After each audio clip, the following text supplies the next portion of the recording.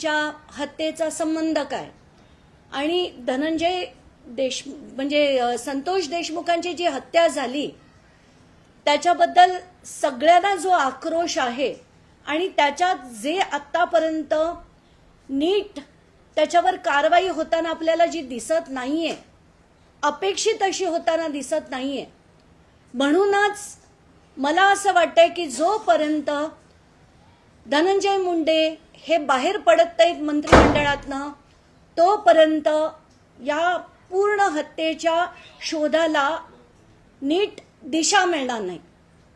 आणि म्हणून मी आधी कराड आणि धनंजय मुंडे यांचे संबंध कसे आहेत ते दाखवले, मग कराड आणि धनंजय मुंडे कंपन्यात एकत्र कसे आहेत ते दाखवले, त्यांचे आर्थिक व्यवहार असो, कंपन्या असो, मिळालेला नफा असो, दहशत असो. मग ऑफिस ऑफ प्रॉफिटमध्ये मी दाखवलं की एका राज्यमंत्र्याला राज्याच्या कंपनीकडनं थेट नफा मिळतोय, बॅलन्स शीटवर धनंजय मुंडेंची सही देखील आहे, तरीही काही झालं नाही. 4 दिवसानंतर थांबून मी कृषी घोटाळा काढला, त्याच्यात कसं साध्या 90 रुपयाच्या 92 रुपयाच्या नॅनो युरियाला 220 रुपयांनी खरेदी केली गेली, या सगळ्या गोष्टींचे डिटेल्स दिले. त्याच्यानंतर मी या नॅनो युरिया आणि नॅनो डीएपीच्या बॉटल्स मागवल्या देखील आणि मागवलेल्या बॉटल्सचा इनव्हॉइस मी ट्विट केला.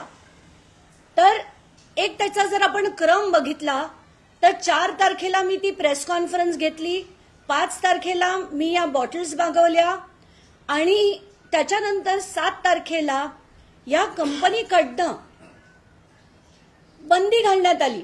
असं सांगण्यात आलंय की कुठल्याही ऑनलाईन कंपन्या इफ्कोचे प्रोडक्ट्स विकू शकत नाही. आणि धनंजय मुंडे यांचे पीए कोण जोशी म्हणून आहेत, त्यांनी धडाधड सगळ्या माध्यमांना पाठवून दिलं की इफ्कोचे प्रोडक्ट्स विकता येत नाहीत, असा मेसेज त्यांनी पाठवला. आणि त्यानंतर